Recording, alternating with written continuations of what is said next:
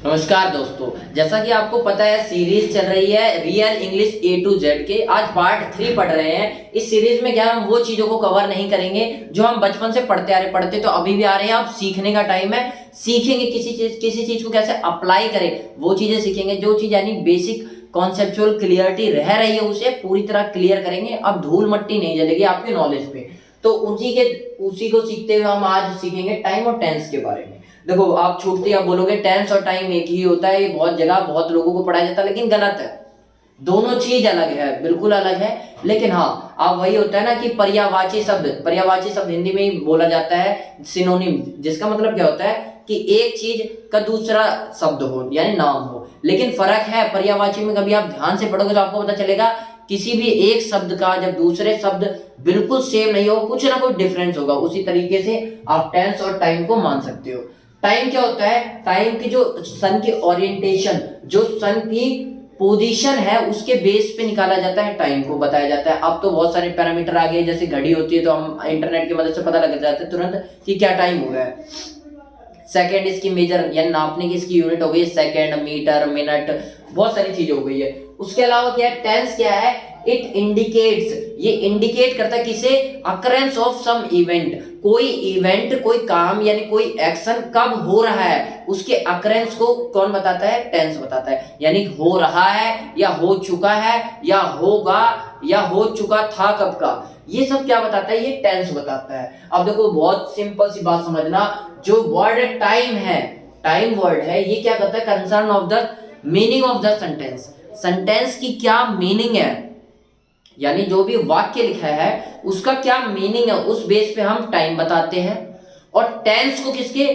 3 forms verb आपने पढ़ी होगी, 3 नहीं 5 होती है। कौन सी होती है मैं आराम से बता दूंगा, लेकिन अभी इतना जानो कि जो वर्ब क्रिया की जो फॉर्म है, अवस्थाएं अलग अलग, उसके बेस पे हम टेंस को डिस्क्राइब करते हैं। यही चीजें पढ़नी है। क्या? द वर्ड टाइम, जो मैंने बोला वो सुन लो। The word time is always concern with the meaning of the sentence. जो वर्ड टाइम है ये ऑलवेज किससे रिलेटेड होता है? Meaning of the sentence, sentence की क्या मीनिंग है उसके बेस पे। और वहीं पे अगर तुम टेंस को देखोगे तो ये it always concern with the form of the verb, verb की क्या फॉर्म है उसके बेस पे कौन डिस्क्राइब होता है? टेंस। अच्छा, याद रखना, आपको साफ साफ पता होगा टाइम जो पूरी यूनिवर्स यानी पूरे दुनिया भर में चलता है, तो ये यूनिवर्सल कॉन्सेप्ट है। और ये एक लैंग्वेज के बेस पे है, जो इंग्लिश लैंग्वेज की ग्रामर है उसके बेस पे। तो ये टेंस क्या है? ये ग्रामेटिकल कॉन्सेप्ट है, ग्रामर का एक कॉन्सेप्ट है। तो हमने क्या समझा? टाइम क्या होता है? तीनों टाइप हो जाता है, प्रेजेंट, पास्ट, फ्यूचर। लेकिन आप यहाँ पे ही समझ आना, कंट्रोवर्शियल टॉपिक है ये।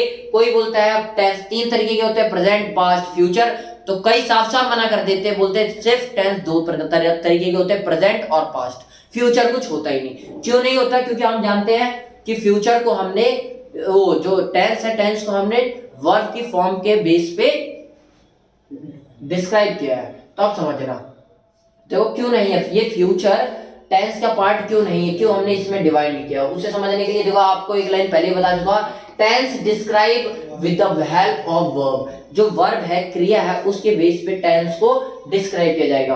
अब वर्ब कितने तरीके की होती है? देखो 5 तरीके की होती है, 3 की होती है, 3 मेन होती है, 2 और भी बता देते हैं कौन कौन सी होती है, आप सीख लो।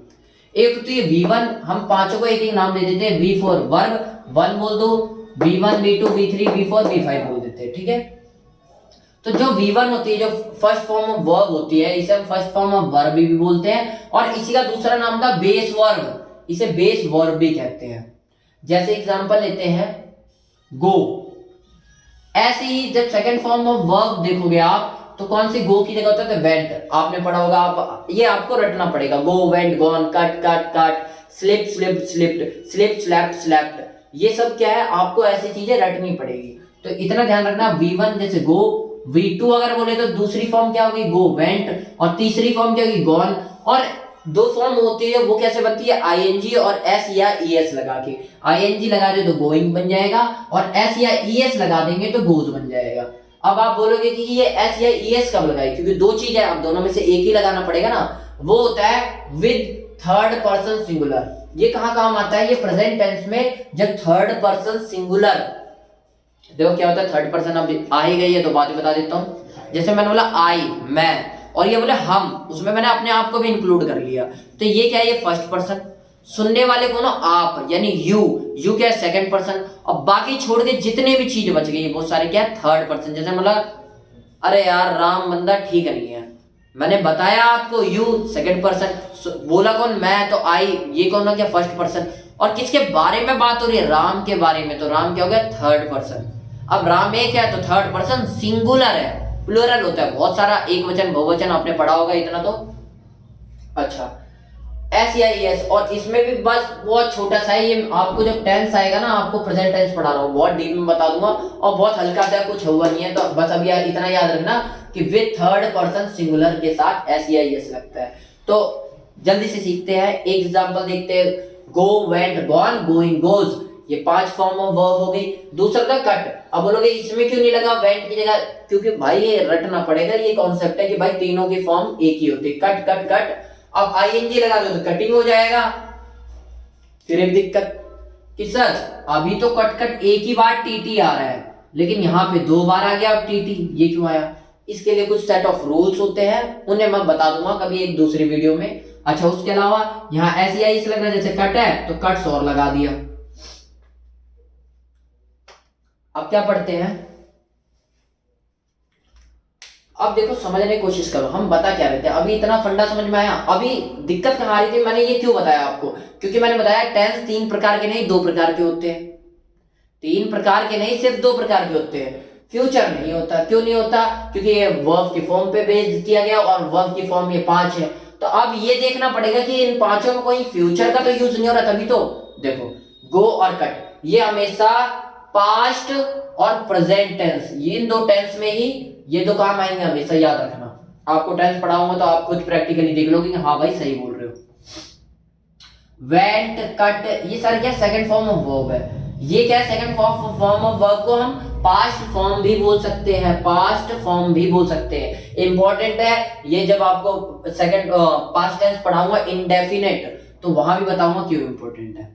तो याद रखना, इसे पास्ट फॉर्म भी बोलते हैं, ये सेकंड फॉर्म, ये भी फिर पास्ट का ही पार्ट हो गया। इसके अलावा थर्ड फॉर्म देख लेते, गॉन, कट, स्लैप्ड, और क्या है, ये सब क्या है, थर्ड फॉर्म ऑफ वर्ब। तो यहाँ क्या है, फिनिश फॉर्म ऑफ वर्ब, इसे क्या होता है, फिनिश फॉर्म ऑफ वर्ब बोलते हैं। कहने का मतलब क्या है, ही हैज गॉन, वह जा चुका है, जा चुका है, काम हो चुका है, तो इसी को क्या बोलेंगे, फिनिश हो चुका है काम को, इसीलिए इसका दूसरा नाम होता है फिनिश फॉर्म ऑफ वर्ब। उसके अलावा गो, गोज, ये प्रेजेंट टेंस में काम आएगा। तो देखो ये भी काम आ गया प्रेजेंट और पास्ट में, प्रेजेंट और पास्ट में ये भी काम आ गया, ये भी पास्ट में ये काम आ गया, ये प्रेजेंट पास्ट दोनों में आ गया, ये भी प्रेजेंट में आ गया। तो पांचों फॉर्म तो पास्ट और प्रेजेंट को ही रिप्रेजेंट कर रही है। तो कहां गया फ्यूचर, फ्यूचर इसीलिए कई लोग क्या मानते हैं कि टेंस सिर्फ 2 प्रकार के होते हैं, पास्ट और प्रेजेंट, फ्यूचर होता ही नहीं। अच्छा, अब आपकी दिक्कत क्या आएगी कि जब भाई फ्यूचर होता नहीं तो हम तो पूरा फ्यूचर टेंस ही पढ़ के बैठे हुए हैं। किसी वाक्य में जैसे मैंने बोला वह कल जाएगा, तो मैं कैसे पता लगाऊं, ये तो भाई कल की बात हो गई ना, कल जाएगा, ये फ्यूचर टेंस है, तो इसे कैसे डिस्क्राइब, तो उनके लिए उन्होंने क्या बोला है कि भाई ये हेल्पिंग वर्ब का काम होता है। जैसे एग्जांपल लेते हैं, बहुत अच्छे समझ में आए, क्या है, देखो पहले स्कूलों में ना वीकली टेस्ट हुआ करते थे, तो वीकली टेस्ट को क्या बोलते थे, यूटी। तो मैंने एक एग्जांपल दिया छोटा सा, यूटी कल से शुरू होगा, जैसे टीचर ने आया बोला यूटी कल से शुरू होगा, लगभग हफ्ते भर तक चलता रहता था ये यूटी का जो टेस्ट होता था। तो इसी को मैंने एक सेंटेंस ले लिया कि भाई यूटी कल से शुरू होगा। अब इसमें क्या है, इंग्लिश में कैसे बोलूंगा, UT will start from tomorrow. बोले सर आपने तो बता दिया कि फ्यूचर है, ये आपको लग रहा है कैसे, सब कुछ है, सब बताता हूं। देखो यूटी कल से शुरू होगा, इसमें क्या है, एक तो टाइम देखना है हमें और एक टेंस देखना है। टाइम क्या है, फ्यूचर है। अब क्यों है फ्यूचर, इसे जानो। टाइम क्या है, सिर्फ टाइम देखना है। तो UT will start from tomorrow, tomorrow दिख रहा है, कल दिख रहा है, आने वाला कल, तो ये क्या है, फ्यूचर। तो इससे क्या पता लगा कि भाई टाइम कौन सा है, ये फ्यूचर का टाइम है, ठीक है।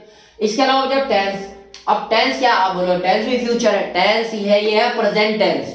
इन लोगों के हिसाब से जो फ्यूचर नहीं मानते उस हिसाब से प्रेजेंट टेंस है। कैसे कि भाई UT will start from tomorrow, तो बोला तो स्टार्ट ही होगा ना, स्टार्ट, स्टार्टेड, स्टार्टेड, ये सेकंड और थर्ड फॉर्म है। तो स्टार्ट कौन सी फॉर्म है, फर्स्ट फॉर्म ऑफ वर्ब है, मैंने आपको फॉर्म पढ़ा दिया है। तो स्टार्ट क्या है, पहली वर्ब की पहली फॉर्म है, तो ये पहली फॉर्म है इसलिए इसे प्रेजेंट टेंस में काउंट कर दिया। ठीक है, तो कहने का मतलब क्या है, अब आप बोलोगे कि कैसे पता लगेगा कि भाई ये फ्यूचर का है, दिक्कत तो ये है फ्यूचर का रियलिटी में है, तो कैसे पता लगेगा, तो उसका भी एक सोल्यूशन बताया। अभी तक हमने सीखा टाइम किस बेस पे बता दिया, क्योंकि टुमारो लिखा हुआ था, एक टाइम लिखा हुआ था, तो हमने बता दिया भाई ये फ्यूचर की बात चल रही है। रियलिटी में क्या हो रहा है, कल से यूटी कल से शुरू होगा, मतलब कल से यूटी शुरू होने जा रहा है, इस टेंस में इसने बता दिया, टेंस क्या, प्रेजेंट टेंस है, समझे। अब फ्यूचर की बात कैसे करते हैं, कैसे पता लगाता है, तो देखो सिंपल सी बात है, UT will start from tomorrow, UT will start from tomorrow में जो ये विल है इसे हम एचवी बोलते हैं, हेल्पिंग वर्ब बोलते हैं, क्या बोलते हैं, हेल्पिंग वर्ब, जो किसी वर्ब की सहायता करता है उसे डिफाइन करने में। तो कहने का मतलब क्या है, और वर्ब क्या, टेंस, यानी टेंस में ये काम होता है। तो हेल्पिंग वर्ब यहाँ पे रियल हीरो है, but not getting deserving respect, जितनी रिस्पेक्ट इसे देनी चाहिए थी उतनी नहीं दी जाती, इसे बहुत हल्के में ले लिया जाता है, लेकिन ये रियल हीरो का काम कर रहे हैं यहाँ पे। कैसे भाई, यही तो फंडा समझा रहा है कि भाई यही है फ्यूचर टेंस। तो cause act as the sensor to identify real time of action, real time क्या है किसी भी काम का, उसको आइडेंटिफाई करने के लिए कौन है, ये विल है, हेल्पिंग ऑफ, जो सेंसर की तरह काम कर रहा है, act as a sensor, sense करता है कि क्या है ये, क्या चल रहा है, ये फ्यूचर का टाइम चल रहा है। ठीक है, जो कंट्रोवर्सी से मैंने आपको बता दी, बस ये है कि कंट्रोवर्सी का पार्ट मत बनना कि भैया हमारा दोनों होता है तीन होता है, ओनली अंडरस्टैंड करो कि क्या कंसेप्ट क्या है। आई होप आपको समझ में आया होगा। नमस्कार।